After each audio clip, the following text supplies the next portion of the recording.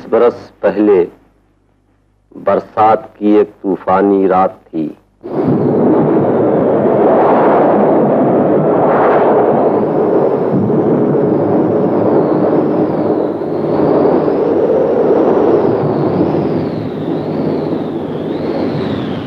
इलाहाबाद के नजदीक Naini railway station से ठीक 2 मील के फासले पर जमुना के उस पार संगम भवन नाम की ये आलीशान इमारत मुद्दतों से वीरान और लावारिस पड़ी है। सुना जाता है कि बरसात की डरावनी रातों में जब मूसलाधार बारिश होती है तो आधी रात को एक कश्ती कहीं से आकर इस महल के सामने जमुना के दरमियान डूब जाती है और महल से किसी के रोने की आवाजें आने लगती हैं। इसीलिए लोग इससे खौफ खाने लगे हैं और इसे मनहूस समझते हैं। मगर इस उजाड़ महल के एक टूटे फूटे क्वार्टर में एक बूढ़ा माली अब तक रहता है। इसी बूढ़े माली की बयान की हुई एक अजीब कहानी इस महल के मुताल्लिक मशहूर है कि यहाँ मोहब्बत का एक बड़ा ही दर्दनाक वाकया गुजरा है। जी हाँ सरकार, इस महल में मोहब्बत का एक बड़ा ही दर्दनाक वाकया गुजरा है। 40 या 45 वर्ष हुए एक गुमनाम शख्स नदी के रास्ते रातों को कहीं से आकर ये महल बनवाता और सुबह होने से पहले ही चला जाता। जब ये महल बन चुका तो एक खूबसूरत औरत उसके साथ आई और यहाँ रहने लगी। वो सारा दिन बड़ी बेचैनी से रात का इंतजार करती और दिन ढलते ही नदी के किनारे अपने प्रीतम की राह तकने के लिए जा बैठती। आंधी हो या तूफान, वो शख्स ठीक अपने वक्त पर आधी रात को यहाँ पहुंच जाता और सुबह होने से पहले ही रोशनी हो जाती। एक रात के मूसलाधार बारिश पड़ रही थी। जमुना में भरी बरसात का भयानक तूफान आया हुआ था। मोहब्बत की कश्ती डगमगाती डोलती अपनी मंजिल की तरफ चली आ रही थी कि जमुना के किसी भंवर में फंसकर डूब गई। लेकिन डूबते डूबते नदी की मौजों से एक आखिरी पैगाम आया कि गम न करना कामनी, हमारी मजबूत मोहब्बत पर तकदीर के इस जबरदस्त हमले से तुम निराश न होना। मोहब्बत हारी नहीं, हारेगी नहीं। मैं फिर आऊंगा, जरूर आऊंगा। कामनी इस वादे पर जमुना की मौजों में अपना सुख और चैन ढूंढती फिरती रही। आखिर एक रात वो खुद भी किसी भंवर में फंसकर डूब गई और उनके अरमानों का ये खूबसूरत महल वीरान हो गया। 40 वर्ष के बाद आप पहले आदमी हैं जो इसे फिर से आबाद करने आए। बस? जी हाँ, बस कहानी खत्म हो गई। नहीं, खत्म नहीं हुई, अधूरी रह गई। तुमने ये तो बताया नहीं कि वो लोग कौन थे। वो कौन थे और कहाँ के रहने वाले थे, ये राज तो वो अपने साथ ही ले गए। उनके जाने के बाद ना तो कोई उन्हें पूछने वाला आया, ना ही कोई जानने वाला आया। तुम कब से यहाँ हो? मैं तो शुरू से ही यहाँ हूँ। इस महल के बाग मेरे ही हाथों के लगाए हुए। हुजूर ने तो ये महल खरीदा है। हुजूर को तो उनका पता निशान मालूम होना चाहिए। नहीं, हमने इसे सरकारी नीलाम में लिया था और नीलाम के कागजात में इसे लावारिस बताया गया है। इसलिए इसके मालिकों या वारिसों का हमें भी कोई निशान नहीं मिल सका। लेकिन तुम्हें अगर पता निशान कुछ नहीं मालूम तो क्या नाम भी नहीं मालूम? नौकरों को अपने मालिक का नाम किस तरह मालूम हो सकता है जब तक कि उनको बताया ना जाए। उन्होंने कभी बताया नहीं, यहाँ उनका नाम लेकर किसी ने पुकारा नहीं और मैंने कभी पूछा नहीं। खैर, दोबारा ये गलती न करना। अब एहतियात के तौर पर तुम्हें अपने नए मालिक का नाम मालूम हो जाना चाहिए। शायद कभी ऐसी जरूरत महसूस हो। मेरा नाम हरिशंकर है। ये क्या फरमा रहे हैं आप? आपको सारा कानपुर जानता है, ये सारा इलाहाबाद जानता है। आप एक मशहूर जज के लड़के हैं। भगवान करे आप यहाँ आबाद हों, फूलें फलें। अच्छा, आप सफर से थक गए होंगे, अब आप आराम फरमाएं। वो सोने का कमरा है, बिस्तर वहां बिछा हुआ है। मेरे लिए और कोई सेवा सरकार? है तो, मगर इस बरसात की रात में तुम्हें भारी पड़ेगी। फरमाइए सरकार, मेरी तकलीफ की परवाह ना कीजिए। ये महल शहर से कितनी दूर है? कोई 4 कोस होगा सरकार। तो तुम्हें 4 कोस चलना पड़ेगा। जाऊंगा सरकार। फरमाइए। जॉर्ज टाउन जानते हो तुम? कौन सा टाउन सरकार? जॉर्ज टाउन, जहाँ बैरिस्टरों के बंगले हैं, हाई कोर्ट के पास। जानता हूं सरकार। वहां कहां जाना होगा? बैरिस्टर श्रीनाथ के यहाँ। उनसे कहना है कि उनके दोस्त कानपुर से आ गए। बहुत अच्छा सरकार। बंदेगी। बंदेगी।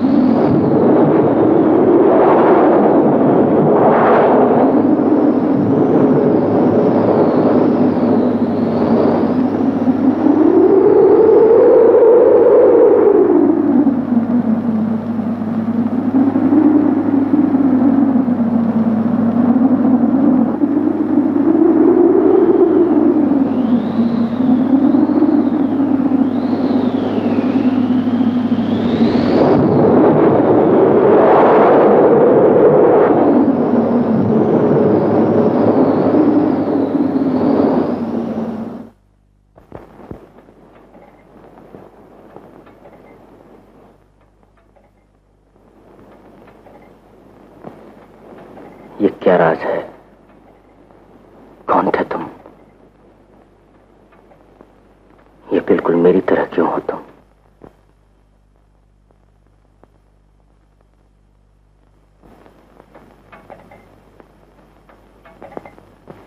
कहीं मैं तुम्हारा दूसरा जन्म तो नहीं हूं?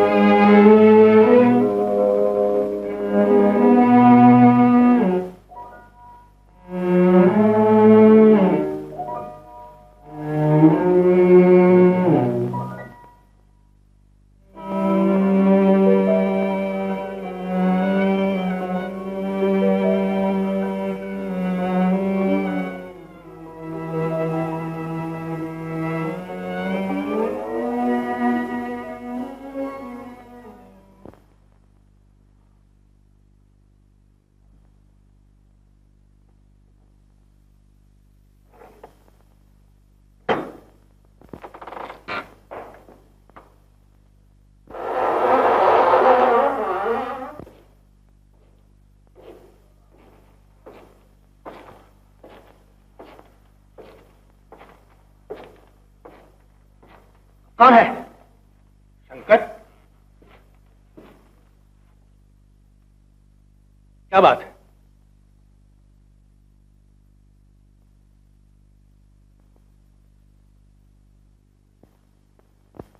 क्या बात है शंकर? क्या हुआ? जरा ठहरो, मुझे होश में आने दो। मैं जरा खामोश रहना चाहता हूं।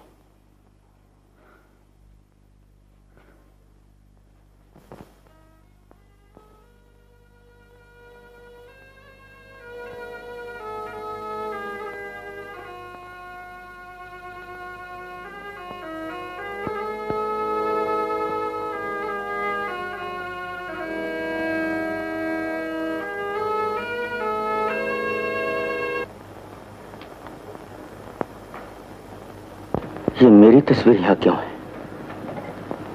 श्रीनाथ, कहीं ऐसा तो नहीं कि अपने पिछले जन्म में मैंने ही ये महल बनवाया हो और वो अधूरी मोहब्बत की हो जिसे मुकम्मल करने के लिए अपने इस जन्म में मैं यहां आ गया हूं। ये महज एक इत्तेफाक है। अगर ये इत्तेफाक है तो बहुत खतरनाक, और अगर ये इत्तेफाक है तो वो मैंने क्या देखा? वो भटकती हुई रूह। दरअसल तुम पर उस माहौल का असर हो गया है। वो कुछ नहीं है, वो एक वहम था। नहीं, मैं वहम नहीं, हकीकत हूं।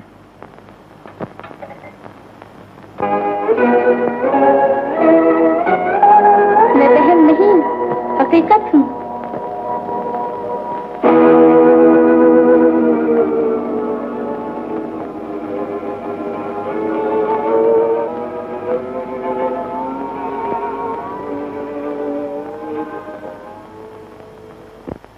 वाकई ये मकान निहायत मनहूस और खतरनाक है, इसीलिए तुम्हारे पिताजी से खरीद कर पछता रहे हैं। तुमने बड़ी गलती की कि तुम आधी रात को अकेले यहाँ पहुंच गए। मैं इसलिए यहाँ अकेला आया था कि जो कहानी इस महल के बारे में मशहूर है उसकी मैं भी जरा तहकीक कर लूं। लेकिन मुझे क्या खबर थी कि ये दर्दनाक कहानी मेरी ही पिछली जिंदगी की निकलेगी। नहीं नहीं, यह बिल्कुल गलत है। आओ चलो। इतनी जल्दी तुम्हें धोखा नहीं खाना चाहिए। तुम अच्छे खासे पढ़े लिखे समझदार आदमी हो, जरा अपनी अक्ल से भी मशवरा करो। मेरे ख्याल में बेहतर यही है कि तुम कल रात ही की गाड़ी से कानपुर लौट जाओ।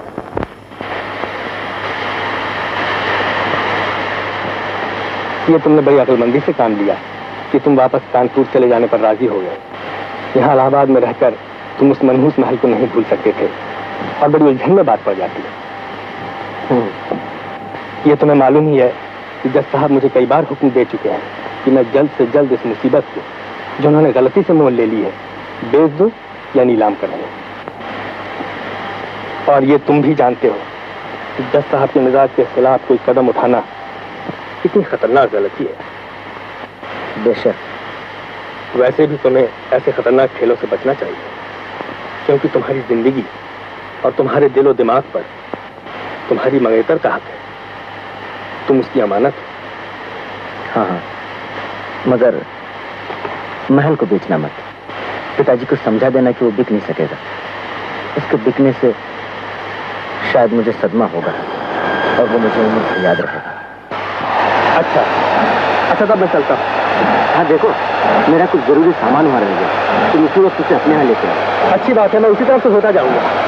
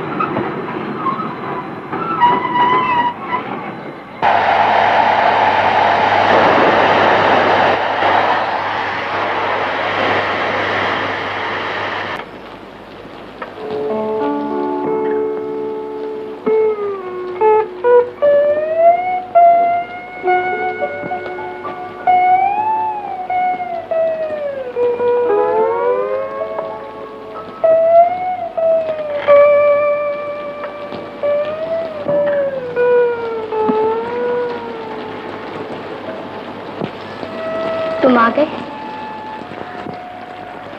मुझे मालूम था कि तुम आओगे। इतने हैरान क्यों हो? मैं कोई वहम नहीं, कोई ख्वाब नहीं।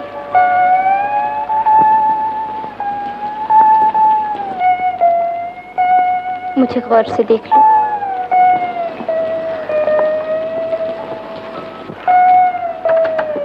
मुझे छूना मत।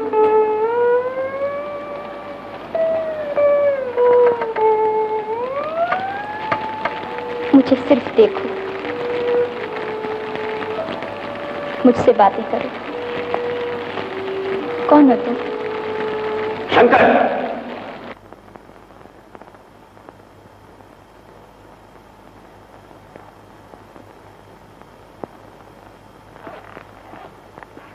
इतना समझाने के बावजूद तुम फिर यहाँ आ गए। मैं खुद नहीं आया, मुझे बुलाया गया था। मगर इस वक्त तुमने मुझ पर बड़ा जुल्म किया। मैं एक हसीन ख्वाब में था और तुमने मुझे चौंका दिया। ख्वाब में नहीं, तुम उस जहर के नशे में थे जो शरबत के धोखे में पी गए हो। चलो आओ।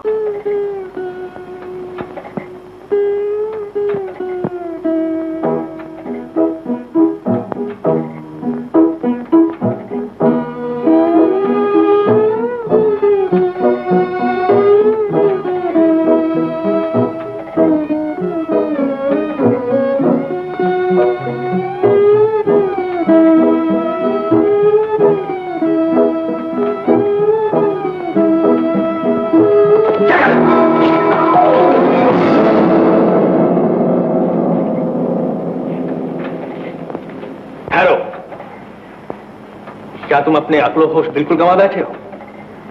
क्या तुम इतना नहीं समझ सकते कि मौत एक खूबसूरत रूप में तुमसे आंख मिचौली खेल रही है? शायद तुम ठीक कह रहे हो, मगर मैं दिल से मजबूर होता जा रहा हूं। गलत।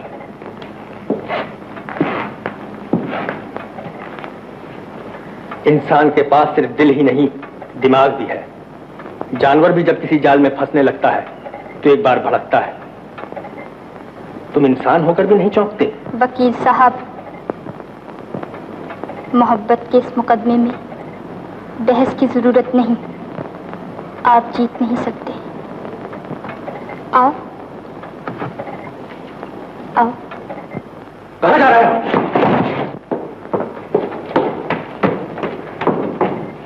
वकील साहब,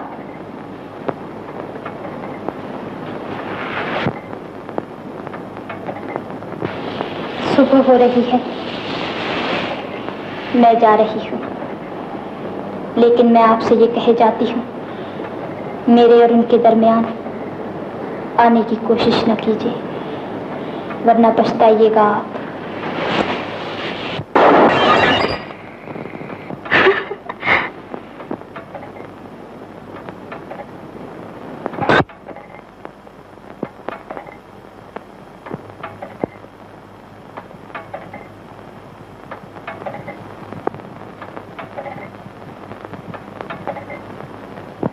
क्या हुआ? कुछ नहीं।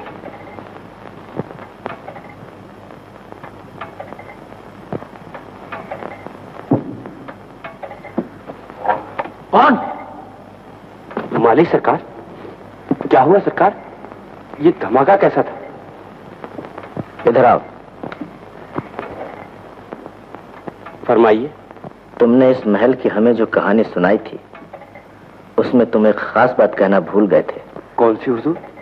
ये कि इस महल में जिस औरत से मोहब्बत की गई थी, उसकी रूह यहाँ भटका करती है। नहीं तो सरकार। लेकिन हम उसे कई बार देख चुके हैं। हुजूर को शुबा हुआ होगा। मुझे तो यहाँ 40 साल गुजर गए, मुझे तो कभी न कभी दिखाई देते। अजीब बात है। अच्छा तुम जाओ। चाय भिजवा दूं सरकार?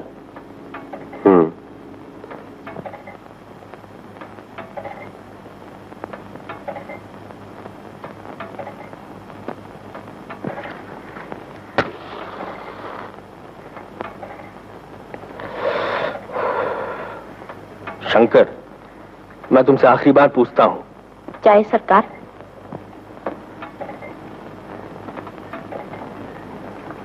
रख दो यहीं, जाओ।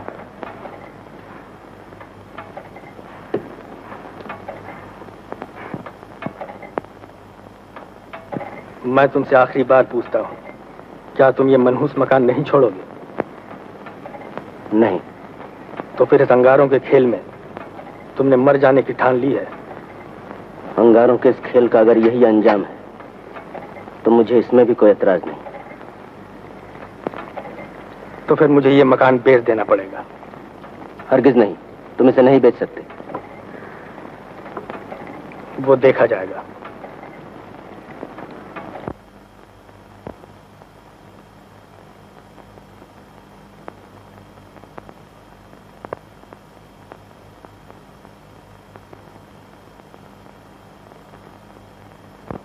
मैं एक सख्त जरूरत में आपसे मिलने आया हूँ। वही तो मैं भी हैरान हूँ, आप और मुझ नाचीज की यहाँ।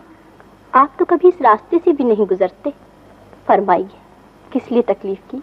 मेरे एक बहुत ही अजीज दोस्त एक औरत की भटकती हुई रूह के फरेब में बुरी तरह फंस गए हैं, और ये मामला इतना खतरनाक होता जा रहा है कि बहुत जल्द या तो वो दीवाने हो जाएंगे या मर जाएंगे। तो मैं चाहता हूं कि किसी तरह उनकी तवज्जो उधर से हट जाए, ताकि हमें उनकी शादी करने के लिए कुछ वक्त मिल सके। आप दोनों चूंकि लोगों के ख्यालात बदल देने में काफी तजुर्बा और शोहरत रखती हैं, इसीलिए मैं आपके पास हाजिर हुआ हूं। मगर हम तो खुद जहर हैं, आप हमसे दवा का काम लेने आए हैं। उल्टी बात है। मैं जानता हूं, लेकिन कुछ खतरनाक बीमारियों का इलाज जहर से भी किया जाता है। सख्त तकलीफ में दवा से पहले मॉर्फिया का इंजेक्शन देते हैं। हाँ, तो इस इंजेक्शन के क्या दाम होंगे? मरीज को आप ले आइए, मर्ज और नब्ज देखकर मामला तय किया जाएगा। तो मैं एक बेहतरीन बहाने से उन्हें आप तक पहुंचा दूंगा, मगर उनके दिमाग को यहां आने के बाद फिर फुर्सत नहीं मिलनी चाहिए। ये ख्याल रखिएगा, जाल जो बनाइएगा वो ढीला और कमजोर ना हो। वो आ तो जाएंगे यहाँ? आ तो जाएंगे।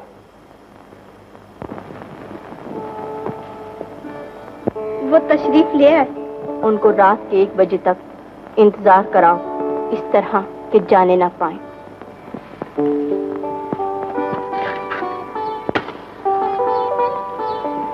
माफ कीजिए, आपको इंतजार करना पड़ेगा। कितनी देर? कुछ देर।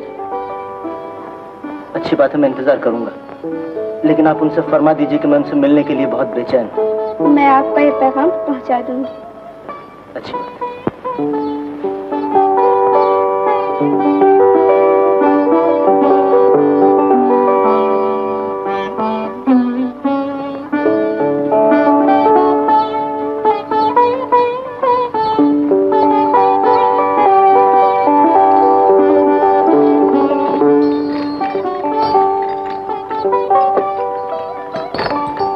अब भी इंतजार खत्म हुआ या नहीं? आप उकता तो नहीं गए? जी नहीं, लेकिन तो कुछ देर और इंतजार कीजिए। लेकिन इस घर की कुछ देर कितनी देर की होती? बरसों की तो नहीं होती? बरसों की भी होती है, लेकिन आपके लिए चंद घंटों की है। यहाँ का दस्तूर है, जैसा आदमी वैसी देर।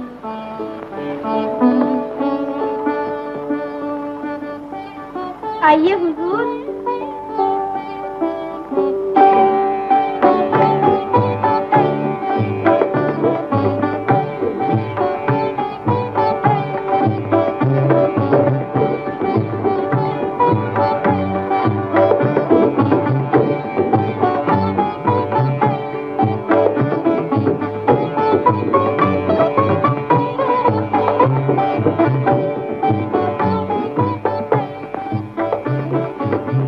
आइए।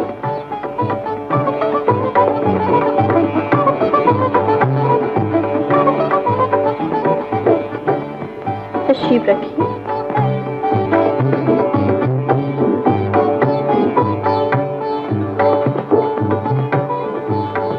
माफ कीजिए, आपको काफी इंतजार करना पड़ा। मालूम होता है आप हमारे मेहरबानों में से हैं।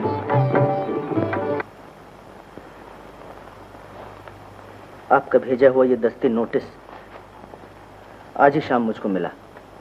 इसी के बारे में मैं आपसे कुछ कहने आया हूँ। फरमाइए। इस नोटिस के जरिए मुझे बताया गया है कि वो महल जिसका नाम संगम भवन है आपने खरीद लिया, लिहाजा मुझे जल्द से जल्द उसे छोड़ देना चाहिए। मगर मैं उसे नहीं छोड़ सकता, इसलिए आपके पास ये इल्तिजा लेकर आया हूं कि मुझ पर रहम फरमाइए, उसे मेरे हाथ बेच दीजिए। आप जो भी कीमत तलब करेंगी मैं मंजूर कर लूंगा और जिंदगी भर आपके इस भारी एहसान से दबा रहूंगा।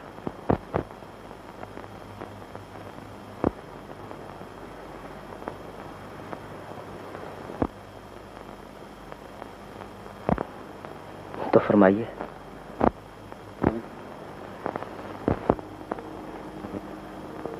इतनी इल्तिजा से अगर आप हमको भी मांगते तो हम इनकार नहीं कर सकते थे। अच्छा हुआ आपने अपने इन लफ्ज़ों में हमसे हमारा दिल नहीं मांगा। मकान हम वापस कर देंगे आपको, लेकिन एक शर्त पर। क्या? हमने सुना है आप तस्वीरें बहुत अच्छी बनाते हैं। कहिए। तो एक तस्वीर हम दोनों बहनों की ऐसी बना दीजिए जिसके देखने से ये मालूम हो कि जादू एक है और मंत्र दो। मैं समझा नहीं। आप नहीं समझे? तीर एक, कमाने दो, निगाह एक, आंखें दो। मैं अब भी आपका मतलब नहीं समझ सका। अच्छा ठहरिए, मैं समझाती हूँ। चांदनी, सांस छेड़ो।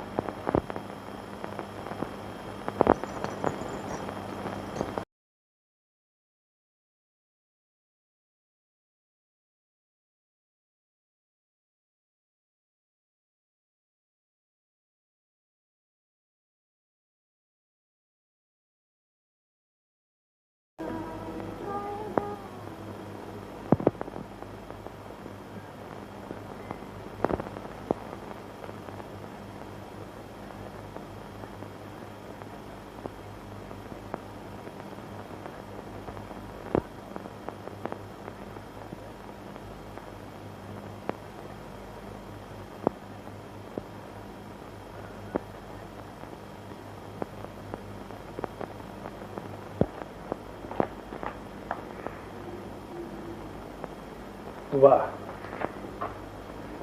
मैंने तो आपके शिकार को आपके जाल के नीचे ला डाला और आप फंदे तक नहीं खींच सकी। सारा खेल बिगाड़ दिया आपने।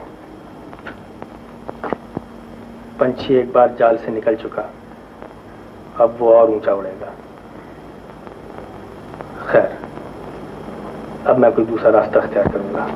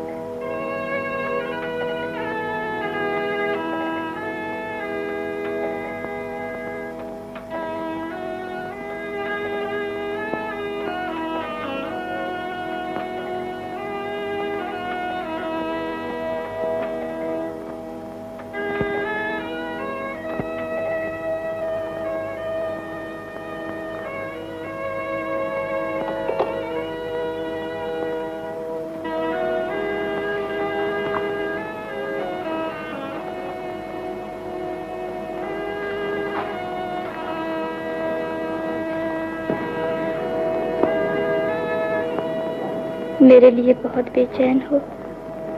बहुत।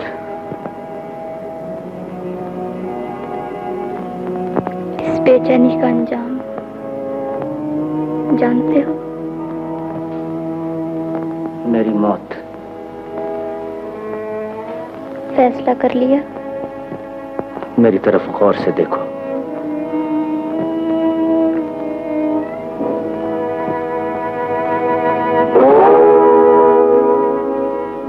जब आपकी जरूरत है।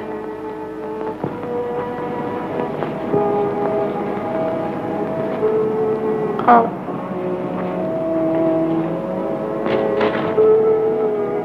चलो मरने के लिए।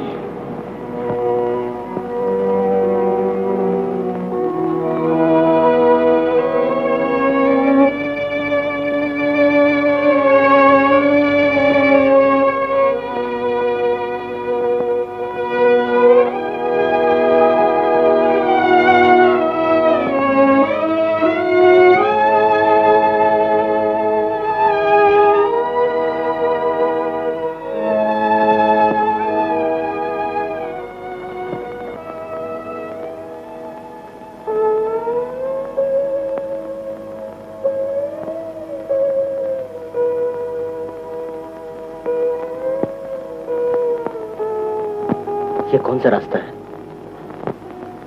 तुम्हें याद नहीं रहा? तुम्हें तो कुछ भी याद नहीं रहा। इंसान अपने पिछले जन्म की हर बात भूल जाता है। इसीलिए तुम भूल गए हो कि तुम्ही ने पिछले जन्म में मेरे लिए ये महल बनवाया था।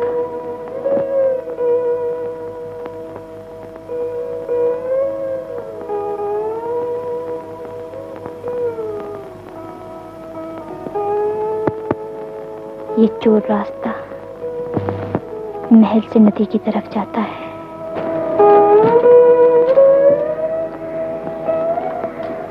तुम इसी रास्ते से मुझसे मिलने आया करते थे, लेकिन मैं अब तक आत्मा हूँ। इसीलिए मुझे तुम्हारी और अपनी पिछली जिंदगी की एक एक बात याद है। वो तुम्हारा दीवानगी के साथ मुझसे मोहब्बत करना,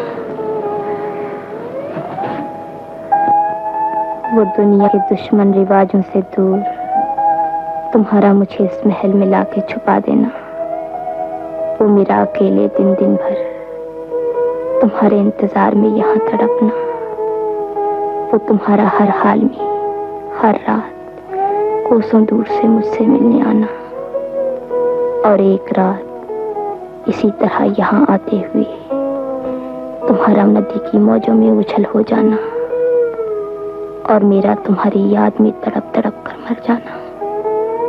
मुझे अच्छी तरह याद है, अच्छी तरह याद है। तुमने दूसरा जन्म ले लिया और पिछली जिंदगी के गमों से छुटकारा पा लिया, लेकिन मैं अब तक तुम्हारे लिए भटकती फिरती थी, तुम्हें ढूंढती फिरती थी, कभी मौत की वीरानियों में, कभी जिंदगी की गुंजान आबादियों में, कि तुम आए और मैंने तुम्हें पहचान लिया। मैं तुम्हें याद नहीं हूं, लेकिन मेरी मोहब्बत तुम्हारे दिल में बहुत पुरानी है। वही तुम्हें यहाँ खींच लाई है, और उसी ने तुम्हें फिर मुझ पर मरने के लिए आमादा किया है, क्योंकि सिर्फ यही हमारे मिलाप का रास्ता है। तुम्हारे मर जाने से तुम्हारे शरीर की ये दीवार जो हमारे दरमियान खड़ी हो गई है गिर जाएगी, और आत्मा आत्मा से मिल जाएगी।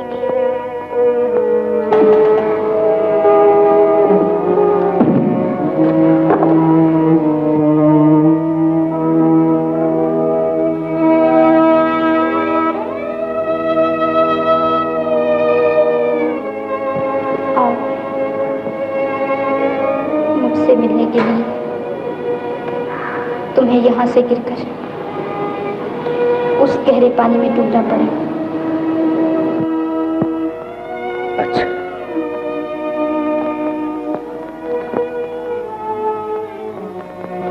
लेकिन जरा ठहरो, जरा ठहरो। मुझे डर लगता है कि फिर ऐसा ना हो कि मौत के अंधेरे में तुम कहीं फिर ओझल हो जाओ। तो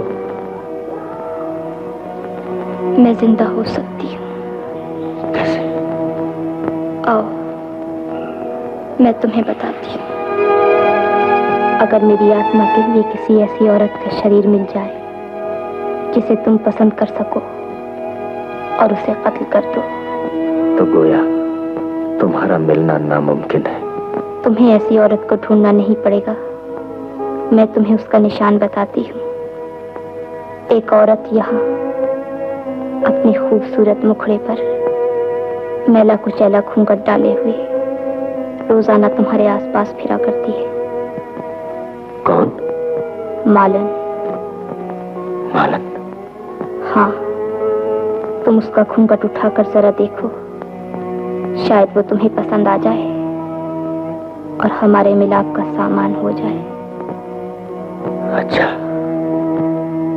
लेकिन इससे पहले कि मैं मालन के रूप में आऊं, ये इत्मीनान कर लेना चाहती हूँ कि तुम मुझे मालन के रूप में देखकर बदल तो नहीं जाओगे। मालन तो क्या, मैं तुम्हें एक नागन के रूप में भी हासिल करने के लिए तैयार हूं। तो फिर मैं कब आऊं? अभी। मैं वो जिस्म तुम्हारे लिए अभी खाली किए देता हूं। नहीं नहीं, इतनी जल्दी नहीं। तो फिर कब? वो सुबह अपने वक्त पर चाय लेकर आएगी, तुम पहले उसे अच्छी तरह देख लेना और फिर आखिरी फैसला करना। अब जाओ और मिलाप की सुहानी सुबह का इंतजार करो।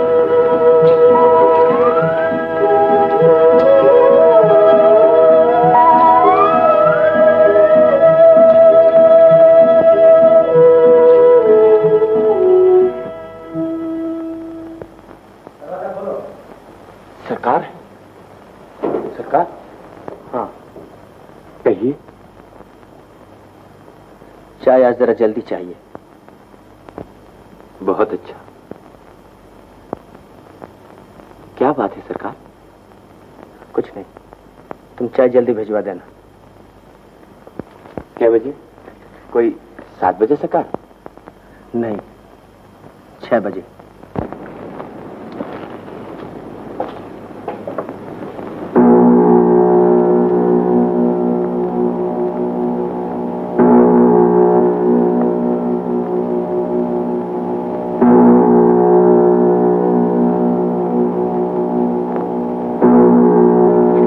आशा, जाग उठो।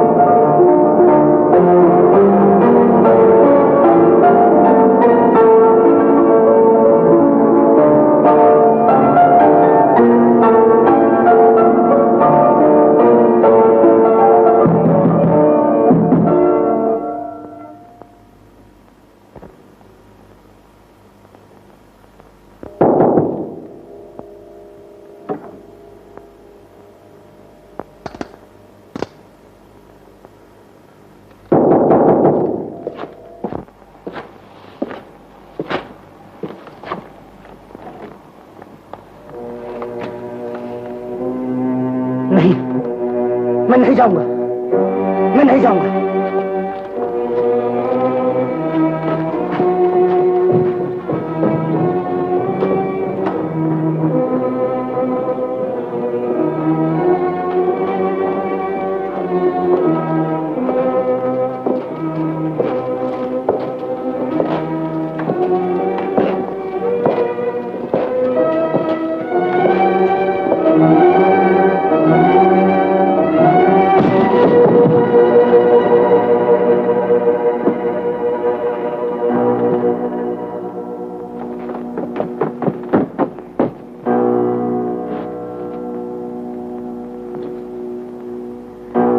क्या ये मर गया?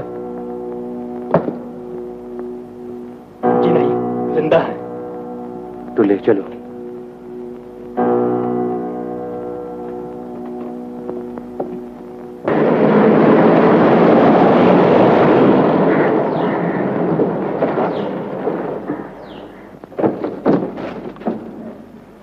शंकर,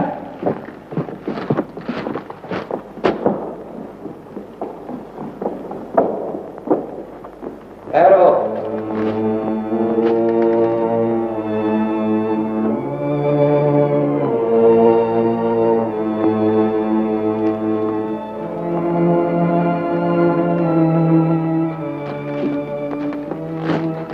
श्री, तुम अंदर जाओ।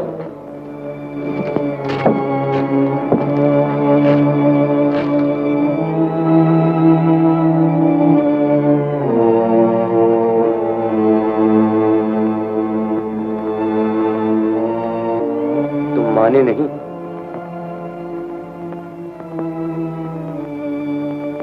इधर आओ।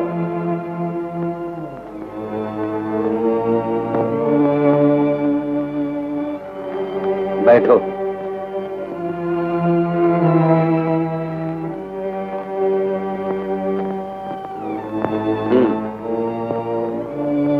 तुम एक परछाई के पीछे भागते भागते मर जाना चाहते हो?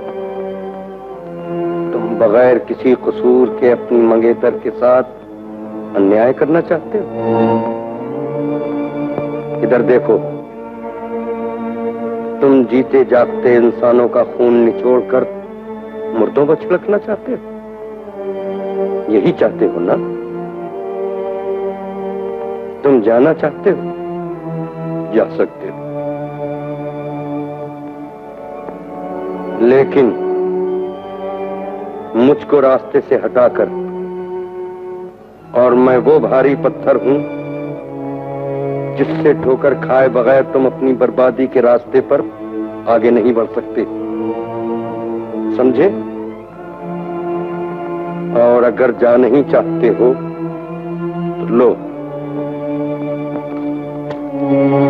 लो लो।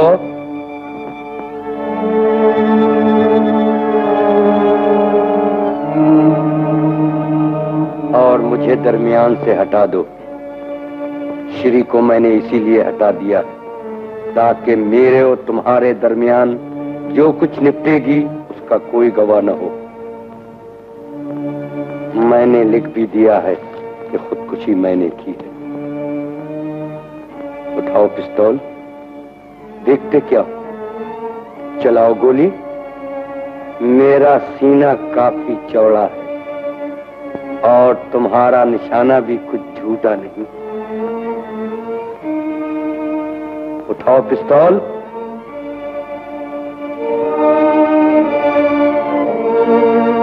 चलाओ गोली।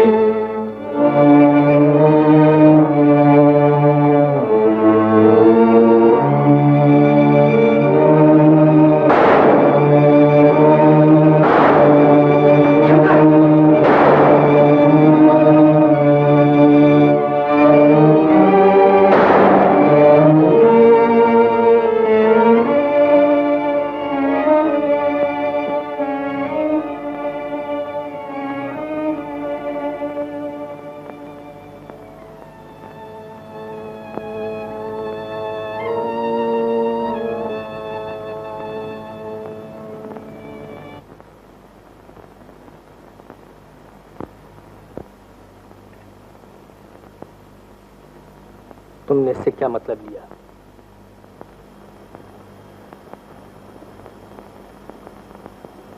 मैं भी कभी खुश था। वो तस्वीर इसकी निशानी थी, मैंने उसे मिटा दिया। मेरी खुशियों का खून हो गया। मैंने अपने दोस्तों और हमदर्दों का कहा मान लिया। तुमने अच्छा किया। ये तुम्हें आगे मालूम होगा कि अब तुम ज्यादा सुख और इत्मीनान से हो। तकलीफ ऑपरेशन के उस नश्तर से भी होती है जो इंसान की भलाई के लिए उसके जख्म में चुभोया जाता है। एक दिन तुम इस जख्म की टीस और इस ऑपरेशन की तकलीफ को बिल्कुल भूल जाओगे। हाँ, मैं भूल जाऊंगा। मैं अपने दिल को कुचल डालूंगा। चीज होती है मुट्ठी में बंद उस पासे की तरह जो खुल जाने पर पौबारा कर देता है, या चौपट। बताओ, तुम क्या कर देने वाली हो? किस तरह खुलोगी? मेरे हक में या मेरे खिलाफ? इस वक्त तुम मेरी तकदीर बनी बैठी हो और मेरा दिल धड़क रहा है कि न जाने तुम कैसी हो। कैसी हो? खूबसूरत हो? खूबसूरत हो ना?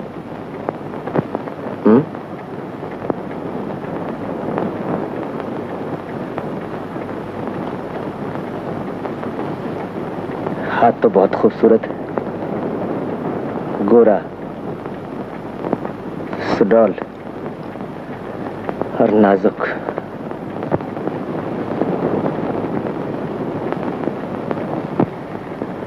अब मैं इत्मीनान से घूंघट उठाकर अपनी तकदीर देख सकता हूं। शर्माती हो मुझसे? रोशनी से? अच्छा,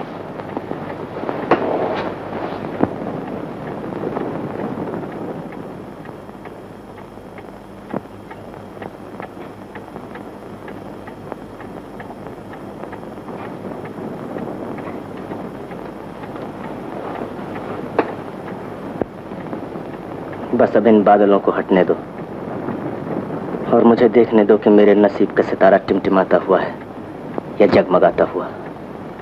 मुझे परखने दो, चमकती हुई चीज सोना है।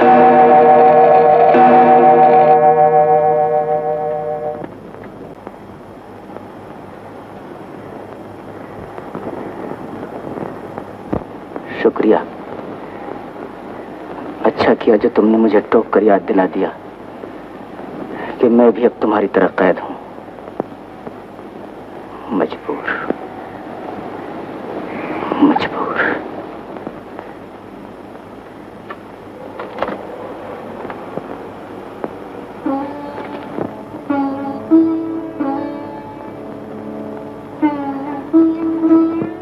क्या हुआ रंजना?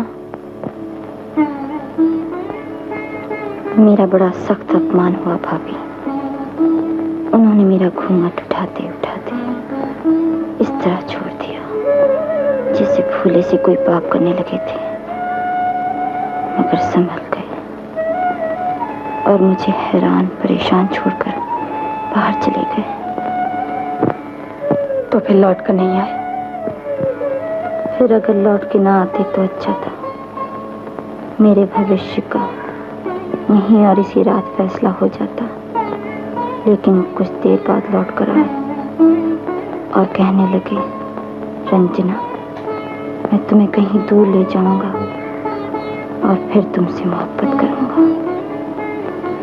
लेकिन मैं नहीं समझ सकी कि उनकी इस बात का मतलब क्या है।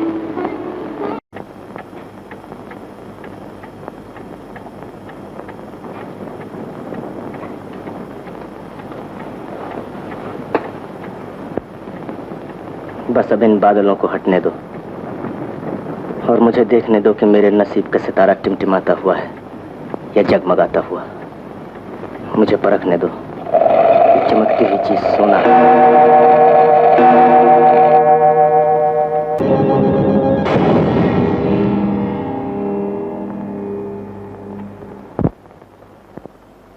देखा भाभी, ये कितना हौलनाक मंजर था। वो ऐसे ही हौलनाक मंजरों से मुझे टहलाते हुए न जाने किस अंजाम की तरफ ले जा रहे हैं, और वो अंजाम भी कितना भयानक होगा जिसके रास्ते इतने कठिन हैं। कदम कदम पर ठोकरें खाती हुई मैं इस अजीरन जिंदगी से घबराकर मैं चाहती हूं कि मर जाऊं।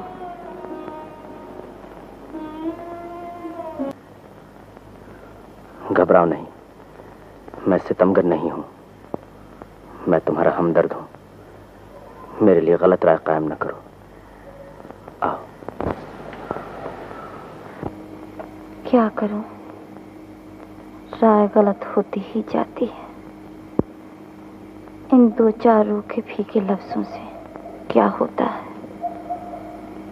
इन लफ्जों का एतबार कर भी लूं तो जो कुछ बीत रही है उसे क्या स्वप्न समझ लूं,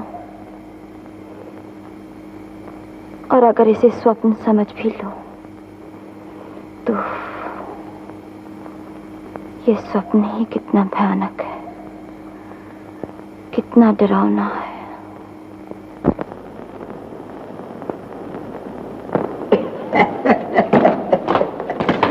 हाँ साहब, ये है डाक बगलो, कुछ बहुत पुराना नहीं है।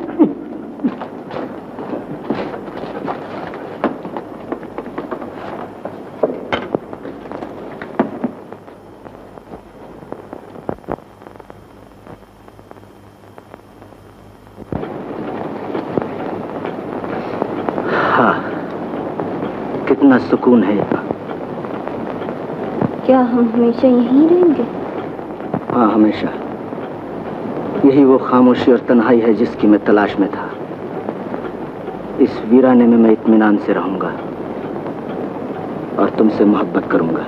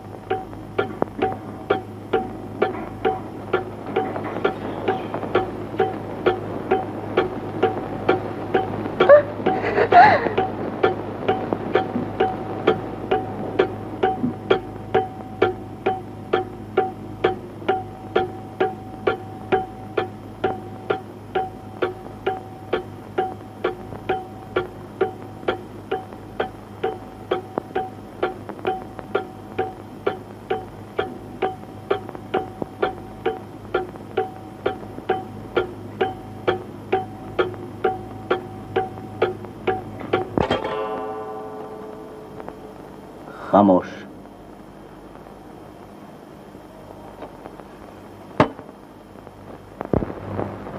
खामोश।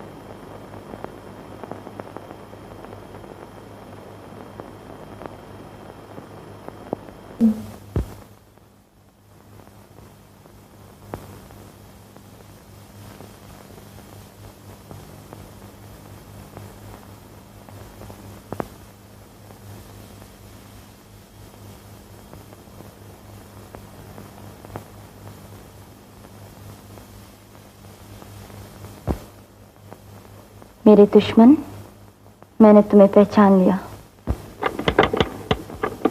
आज मैं तुमसे मालूम करूंगी ये क्या राज है कि जब भी वो मेरे पास आने लगते हैं तुम उन्हें टोक देती हो। वो किसका पैगाम है जो तुम उन्हें पहुंचाते हो?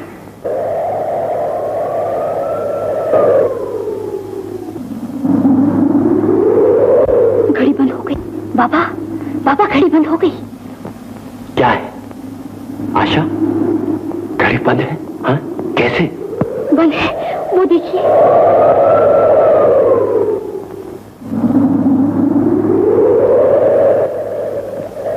ये तो कभी बंद नहीं हुई। ये तो बहुत बुरा शुगुन है।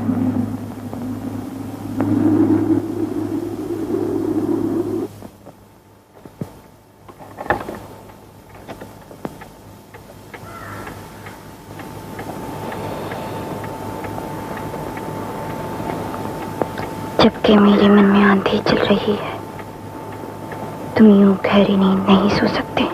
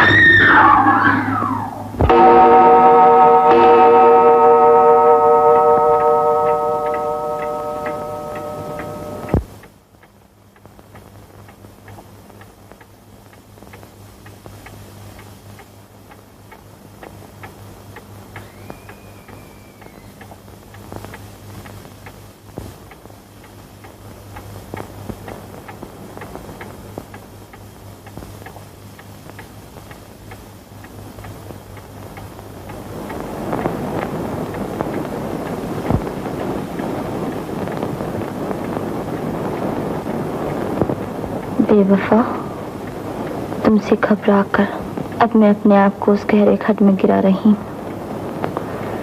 जहां से तुम मेरी लाश तक नहीं उठा सको।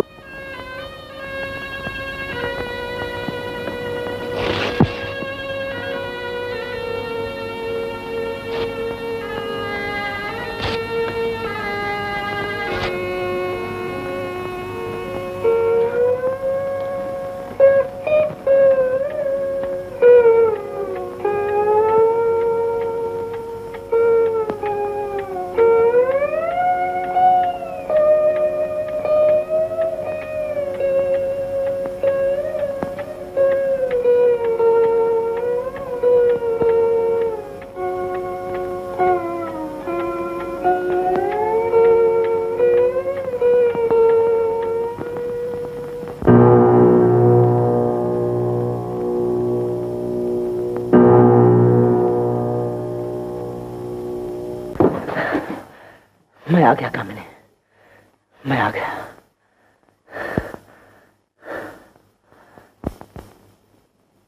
आ गए तुम?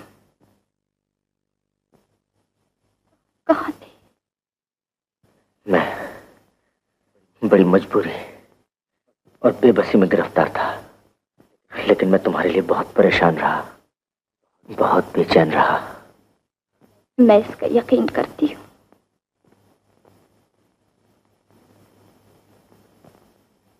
तुम्हारे बोलने के अंदाज और तुम्हारी उखड़ी हुई सांसों की आवाज से मैं इसकी गवाही सुन रही हूँ कि तुम मेरे लिए बहुत बेचैन थी। मुझे अब तुमसे कोई शिकायत नहीं। इस बार क्या फैसला करके आए हो, मैं ये जानना चाहती हूँ।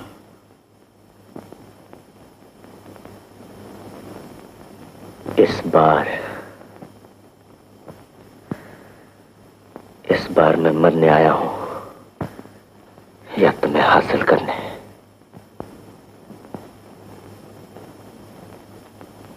हाँ, मुझे हासिल कर लो। मालन अब तक जिंदा है, तक उसी तरह खूबसूरत है। मैं अब तक तुम्हारे लिए बेकल हूं और मैं एक बार करती हूं कि तुम मुझे हासिल करना चाहते हो। सुबह होगी, मालन तुम्हारे पास आएगी, तुम अपने फैसले पर जमे रहोगे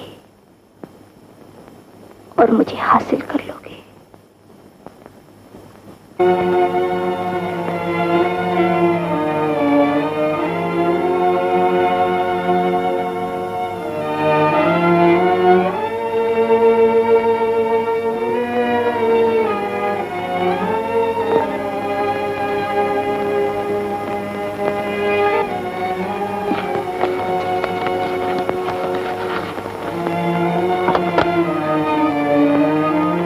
नमस्ते भाभी।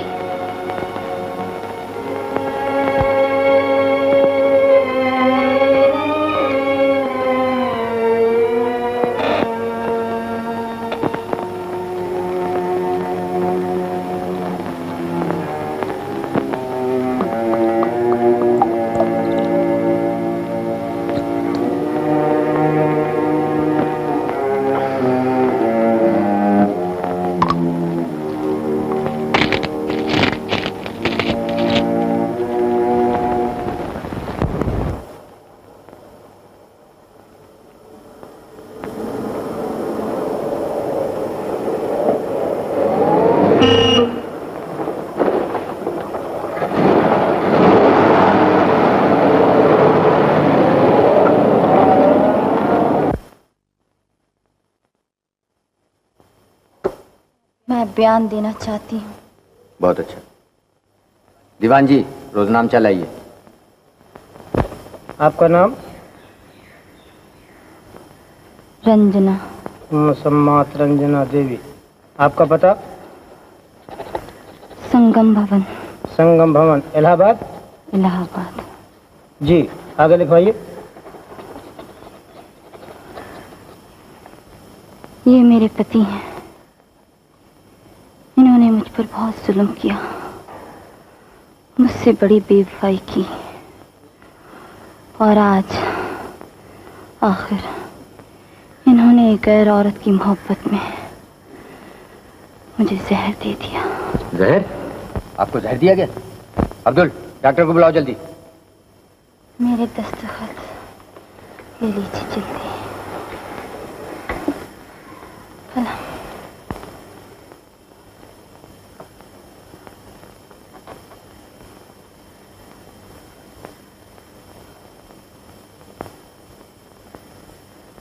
निशानी अंगूठा लीजिए।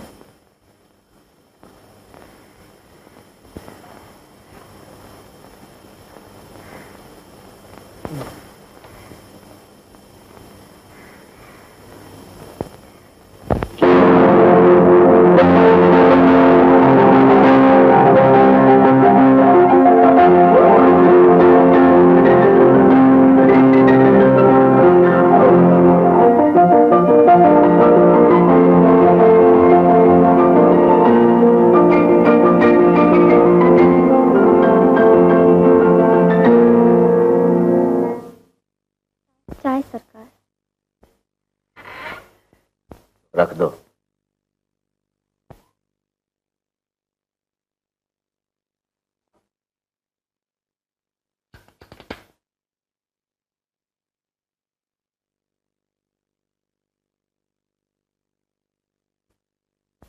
क्या तुम बहुत खूबसूरत हो?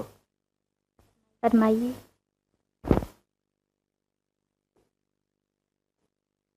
मैं तुम्हें देखना चाहता हूं।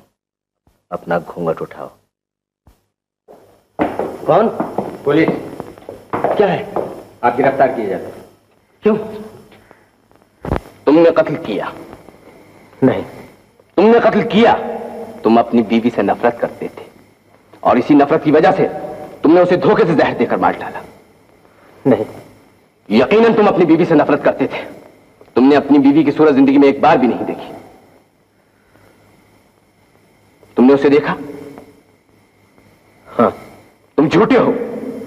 तुमने अगर उसे देखा है तो ये लो और इन मुख्तलिफ तस्वीरों में से पहचानो उस औरत की तस्वीर कौन सी है जिसने अपनी जिंदगी का एक जमाना तुम्हारे साथ गुजारा। यही है तुम्हारी बीवी। इनमें से कोई भी तुम्हारी बीवी नहीं थी। बेशक तुम उसे नहीं पहचान सकते, होने ना कभी नहीं छुप सकता। तुमने खुद गवाही दी कि तुमने अपनी बीवी को कभी नहीं देखा क्योंकि तुम उससे नफरत करते थे। तुमने उस पर जुल्म ढाए जिसकी गवाह तुम्हारी मजलूम बीवी की ये चिट्ठियां हैं। तुमने उसे कत्ल किया जिसकी गवाह तुम्हारी बीवी की ये फरियाद है जो पुलिस के रजिस्टर पर उसके दस्तखतों के साथ मौजूद है। आशा मालान वलद कृष्णा माली हाजिर है। आशा मालान वलद कृष्णा माली हाजिर है। यह है वो औरत, वो जादू, वो शराब जिसकी धुन में इस बेदर्द मुल्जिम ने अपनी मासूम और मजलूम बीवी को जहर देकर मार डाला। यह है वो नागन जिसने इस संगदिल इंसान को ऐसे भयानक जुर्म पर उकसाया। मीलॉर्ड, इस ड्रामेटिक तकरीर पर मुझे इतराज है। मुल्जिम और इस औरत के इश्क की कहानी जिस पर मुखालिफ इतना जोर देना चाहता है वो गढ़ी हुई है और मैं अपने दावे को साबित करने के लिए ये सबूत पेश करता हूं। ये हसीन तस्वीर, ये मोहिनी सूरत, ये दिलकश चेहरा उस औरत का है जिसे कत्ल कर डाला गया। इस औरत के लिए मैं अक्ल इंसानी से यह सवाल करता हूं, क्या यह बात मानी जा सकती है कि एक जाहिल माली की यह गवार लड़की, ये मैली कुचैली मानन, ये फूहड़ देहातन क्या एक सुशील और खूबसूरत औरत के कत्ल की वजह बन सकती है? ये बदसूरत कामिनी, कामिनी। मेरा असली नाम आशा है। मैं कृष्णा माली की लड़की हूँ। मैं इस मुकदमे में जो बयान देने वाली हूँ उसका एक एक लफ्ज़ तवज्जो के लायक है। इसलिए मैं दरख्वास्त करती हूँ कि मेरा बयान गौर से सुना जाए। महल के मुताल्लिक मोहब्बत की जो कहानी मशहूर है वो मैंने भी अक्सर अपने बाप की ज़बानी सुनी थी। जब मैं जवान हुई तो मेरे दिल में भी सरमान ने अंगड़ाई ली कि काश मुझे भी इसी तरह चाहा जाए, लेकिन एक माली की लड़की को इस तरह नहीं चाहा जा सकता। मैं इस हकीकत को समझती थी, इसीलिए मैंने अपनी इस तमन्ना को तस्कीन देने का एक नया तरीका निकाला। मैं आधी रात को चुपके से उठकर महल में जाती, उस औरत का रूप भरती जिससे यहाँ मोहब्बत की गई थी, और जिस शख्स ने ये महल बनवाया था उसकी तस्वीर से मोहब्बत का स्वांग रचाती। आहिस्ता आहिस्ता मैं इस वहम में गिरफ्तार हो गई कि मैं ही वो औरत हूँ, और मैं इस तस्वीर से सचमुच मोहब्बत करने लगी। आखिर एक रात जबकि मैं अपने दस्तूर के मुताबिक महल में घूमती फिर रही थी, मैंने इन्हें देखा। पहले तो मैं घबरा कर छुप गई, लेकिन फिर जो मैं इन्हें गौर से देखने आई तो हैरान रह गई। ये वही थे जिनकी तस्वीर महल में मौजूद थी। ये वही थे जिनका मैं बरसों से इंतजार कर रही थी, और ये फिर जन्म लेकर यहाँ आए थे। मैं नजदीक ही छुपी हुई इन्हें देख रही थी। ये अपनी तस्वीर से सख्त परेशान थे और मेरे बारे में भी बहुत हैरान। ये खुद ही मुझे अपनी कामनी की रूह समझ रहे। इनके इस वहम से फायदा उठाने का मैंने उसी वक्त फैसला कर लिया था, ताकि ये अच्छी तरह मेरी मोहब्बत में गिरफ्तार हो जाए, और इन्हें यकीन दिलाने के लिए कि वाकई मैं कामनी की बेकरार आत्मा हूँ, मैंने महल के चोर रास्तों से खूब काम लिया। मुझे डर ये था अगर इस मोहब्बत के आगे बढ़ने से पहले इन्हें ये मालूम हो गया कि मैं माली की लड़की हूँ तो मेरा सुहाना ख्वाब टूट जाएगा।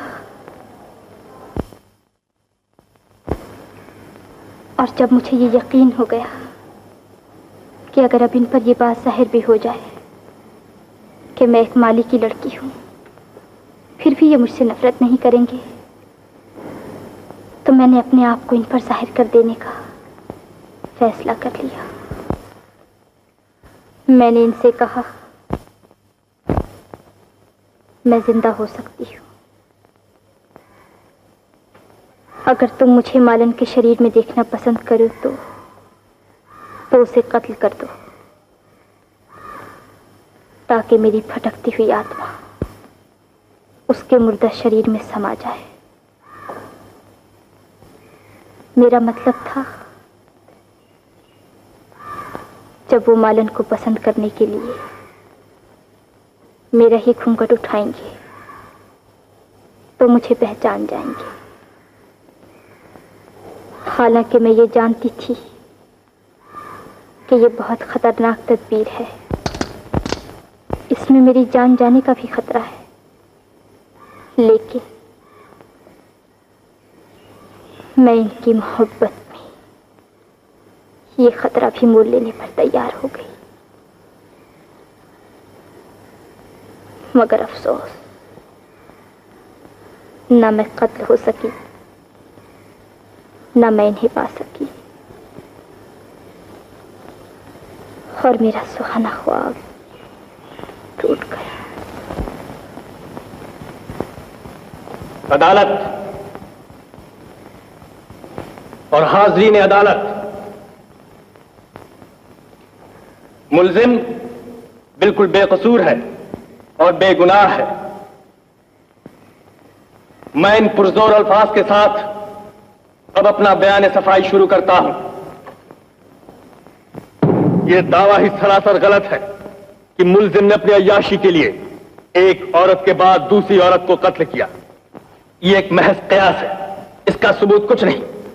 खून के ऐसे संगीन मुकदमे में बेदलील दावे करना, मनगढ़ंत कहानियां गढ़ना एक और खून बहाने के बराबर ही जुर्म है। किसी से बेपनाह मोहब्बत करना और उसे न भूल सकना, बताओ दुनिया की किस कानून की रूह से जुर्म है? मगर तुम्हारे मुल्जिम ने उसे फिर भी भूल जाने की कोशिश की, लेकिन तुम्हारी ही मजलूम औरत ने उन जख्मों को कुरेदा जो भर जाने वाले थे, उस आग को दहकाया जो सर्द हो जाना चाहती थी। उसने जुर्म किया जैसा कि खुद उसकी इन चिट्ठियों से जाहिर है। उसने जिद और झुंझलाहट में अपने आप को खुद ही ज्वालामुखी के दहाने में गिरा दिया। आज अगर तुम इस झुंझलाई हुई औरत की झुंझलाहट और क्रियाहट की सजा एक ऐसे बेकसूर शख्स को देना चाहते हो तो खुद ही मजलूम है, तो फिर कानून के ढेर इन सैकड़ों मुकदमों के फैसलों और इंसाफ की इन हजारों दास्तानों को भुला दो, जला दो। ऐ इंसाफ की होशियार निगाहों, इधर देखो। इन धुंधलाई हुई वीरान और उदास आंखों में झांको जिनमें बर्बाद जिंदगी की धूल उड़ रही है। ढूंढो इनमें कत्ल और खून की सुर्खी कहां है, और बताओ इनमें वो चिंगारियां कहां है जो एक खूनी की आंखों में चमकती है। गुनाह और बेगुनाही की जांच करने वालों, इस पर न जाना कि मेरे पास इस तगासे के जवाब में कागजी बात नहीं है। लिहाजा फैसला करते वक्त इंसाफ को कागज के बाटों में न तोल देना, यह न भूल जाना। कानून के निगहबानों, अपने मुल्जिम के दामन पर खून के धब्बों के बारे में फैसला करने से पहले यह अच्छी तरह परख लेना, अच्छी तरह इत्मीनान कर लेना कि यह खून के छींटे कहीं छिड़के हुए तो नहीं है। अब मेरे इन अदल अल्फाज को भी याद रखना जो हमेशा गूंजते रहेंगे कि मुल्जिम बेकसूर है, मुल्जिम बेकसूर है, मुल्जिम बेकसूर है, मुल्जिम बेकसूर है। लेकिन अदालत और जूरी की राय में मुल्जिम कसूरवार है। लिहाजा निहायत अफसोस के साथ मुल्जिम के लिए सजाए मौत का हुक्म तजवीज किया जाता है।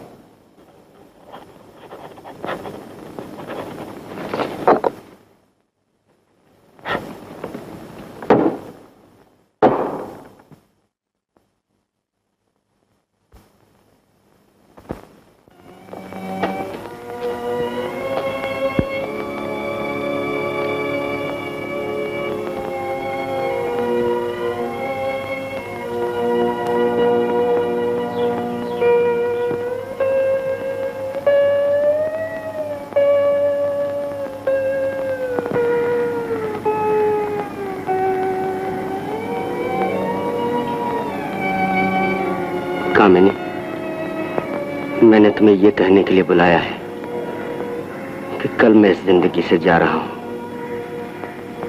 मगर तुम निराश न होना, तुम उदास न होना। हमारी मुलाकात फिर होगी इसी दुनिया में। मैं फिर लौट कर आऊंगा, मैं फिर जन्म लूंगा। पहले भी मैं इस मोहब्बत में न जाने कितनी बार मर मर कर जन्म ले चुका हूं। ये एक मौत और सही, एक जन्म और सही। मेरी तड़प, मेरी प्यास,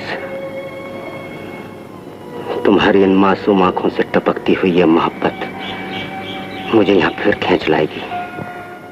लेकिन तुम कहीं मेरे लिए न मर जाना, क्योंकि अगर तुम मेरे लिए मर जाओगी तो शायद मौत की उस उजाड़ दुनिया में तुम मुझसे मिला दी जाओगी। लेकिन मैं वहां तुम्हें पाना नहीं चाहता, मैं तुम्हें यहां पाना चाहता हूं, यहाँ मैं तुमसे मोहब्बत करता रहा हूँ, यहाँ से मैं बार बार नाकाम जाता रहा हूँ, यहाँ मुझे फांसी दी जा रही है। मैं यही तुम्हें पाना चाहता हूँ। इसीलिए मैं आज तुमसे ये कुर्बानी चाहता हूँ कि तुम अपने इस जन्म में मुझसे छिन जाओ, मेरी न रहो, ताकि मेरे कारण तुम्हें फिर जन्म लेना पड़े।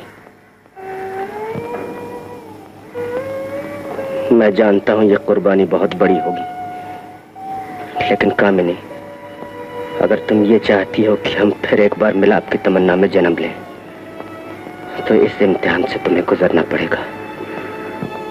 बोलो, तुम क्या फैसला करती हो?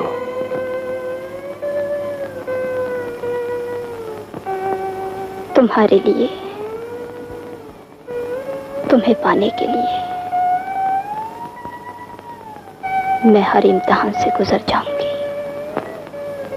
तुम बहुत कीमती हो और मैं तुम्हें पाना चाहती हूँ। ये कुर्बानी जो तुमने मांगी है, ये 1000 बार मरने से भी ज्यादा कठिन है, और एक औरत के लिए और भी कठिन। लेकिन तुम मुझे अगर इस कीमत में भी मिल जाओ, तो ये सौदा मेरे लिए महंगा नहीं। मैं तैयार हूं। श्रीनाथ,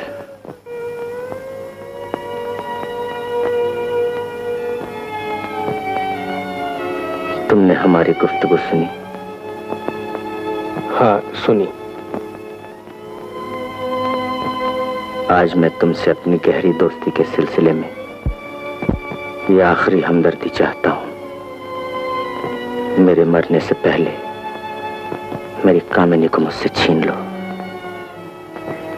इनसे शादी कर लो, ताकि मेरी बदकिस्मती का ये आखिरी तीर भी इसी जन्म में मेरे दिल पे लग जाए और अगले जन्म में कोई जख्म खाना बाकी न रहे। ये तुम क्या कह रहे हो? मुझसे बहस मत करो, मेरे पास वक्त बहुत कम है। मेरी बात का साफ जवाब दो, हाँ या नहीं। श्रीनाथ, तुमने मेरी भलाई की बहुत कोशिशें की हैं। ये एक आखिरी कोशिश और आज ही, इसी रात, ताकि कल सुबह मैं फांसी के तख्ते पर से देख सकूं कि मेरी भलाई के लिए तुमने मेरी कामिनी को मुझसे छीन लिया, और मैंने अपनी कामिनी को अगले जन्म में हासिल करने के लिए तकदीर को पूरी कीमत अदा कर दी।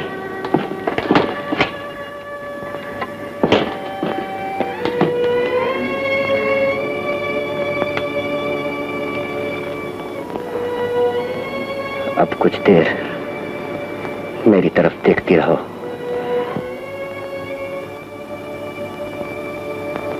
मैं तुम्हें जी भर के देखना चाहता हूं।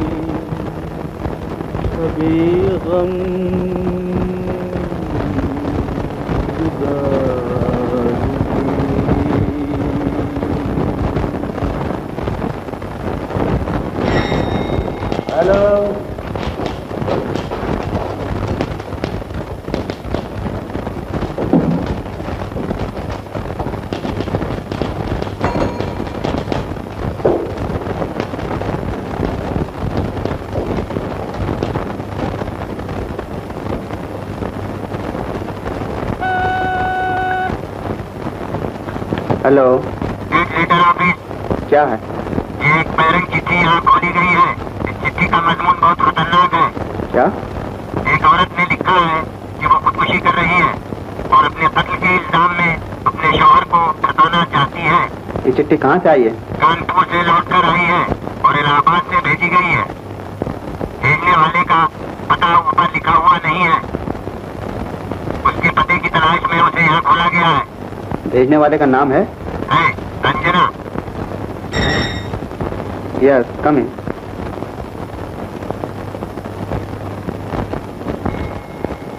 Police headquarter.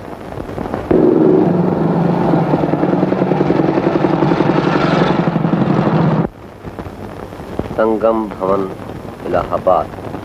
प्यारी भाभी, आखिर मैंने बड़े जतन के बाद उनका भेद पा लिया और ये जान लिया कि अफसोस वो मेरे नहीं और न इस जिंदगी में वो मेरे हो सकते हैं। लेकिन मैंने हार नहीं मानी। वो मेरे ही। मैं अगर उन्हें यहाँ नहीं पा सकती तो मैं दूसरी दुनिया में उन्हें पाऊंगी जिसकी सरहद मौत के पार से शुरू होती है। और उन्हें पाने ही के लिए मैं आज मौत के पार जा रही हूँ और उन पर ये इल्जाम लगाते जा रही हूँ कि उन्होंने मुझे जहर देकर मार डाला ताकि वो मेरे कत्ल के जुर्म में मौत की सजा पाकर मेरे पास पहुँच जाए। रंजना। ये है वो खत जो साबित करता है कि मरने वाली ने खुदकुशी की थी और ये उसके दस्तखतों के बारे में पुलिस की मुकम्मल रिपोर्ट है।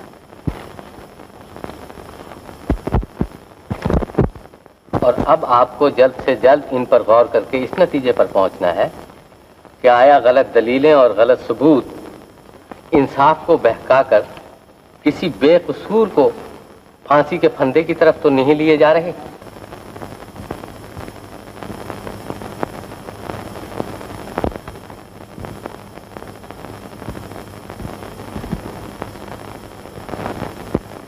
Honourable sir H.N. Sharma, chief justice high court Allahabad.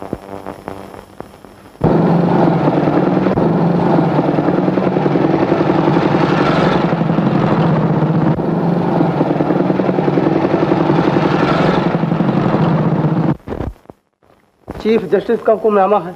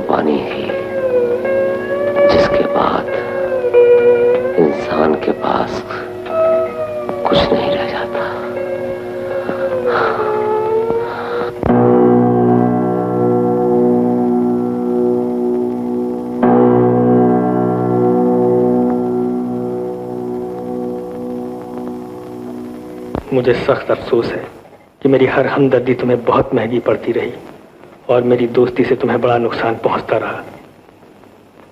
लेकिन मैं उन सारे नुकसानों की आज तुम्हें कीमत अदा कर दूंगा। निराश मत हो। तुम जिस उलझन में गिरफ्तार बैठे हो उसका हल मेरे पास है। इधर देखो। इतना जब्त मत करो। इंसान इतना जब्त नहीं कर सकता। शंकर,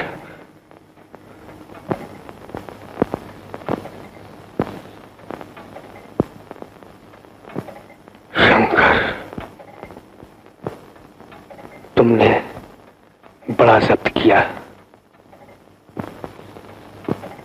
इंसान इतना जब्त नहीं कर सकता था।